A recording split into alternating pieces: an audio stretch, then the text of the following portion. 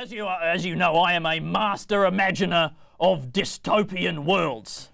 That's the only thing I know about you. Yes, I am a dystopianist, if you will. Yes. I carve hedges into the shape of things to come. Of course, like your mother on her birthday for cake.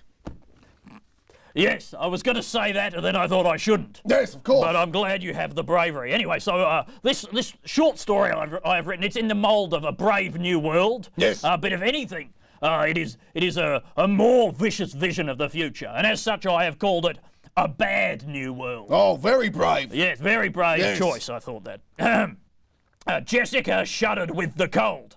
It had been 6 months since the Greens had been elected to government and had forced a transition to 110% renewable energy. Oh. Despite the fact that she now had to ride an exercise bicycle 3 hours every night to power the lamps to provide the extra light to the hideous black solar panels that clung to her roof like the new Vice President Peter Garrett's new toupee. Oh. There still seemed to be never enough energy to warm the house.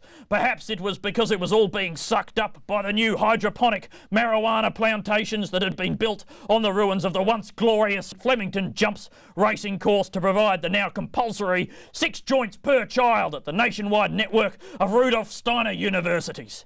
Perhaps because now there was no carbon dioxide in the atmosphere, global cooling had squeezed its icy grip on the Australian mainland like the cold hand of a clock. If as well as having a big hand and a small hand, it also had a hot hand and a cold hand, so we could tell the temperature as well as the time. Actually, that's a good idea.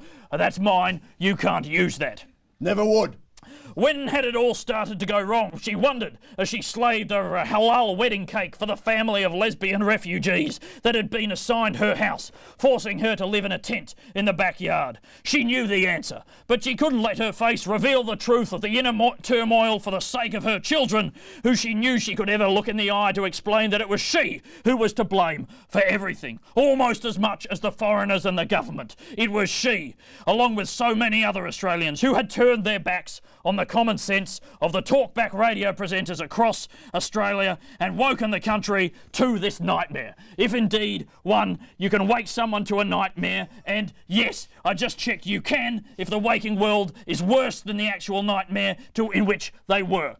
Even if the country had been having a nightmare, like a really bad one with a weird old lizard that wants to kiss you, but it's your mum's face on the lizard, but it's not your mum, but it sort of is, but it's not, but it still is sort of, that the country woke up to, it still would have been worse than that also. While the story does indeed go on... Of course, yes. ...and explore some rather interesting angles... Well, a certain future almost. A certain future, one could call it. That thus ends book 1. Yes. And I think it's a salutary lesson. Well, I am terrified. And as a man with one small hand and one large hand, I really felt for that clock. Oh, absolutely. Now, did you enjoy that clip?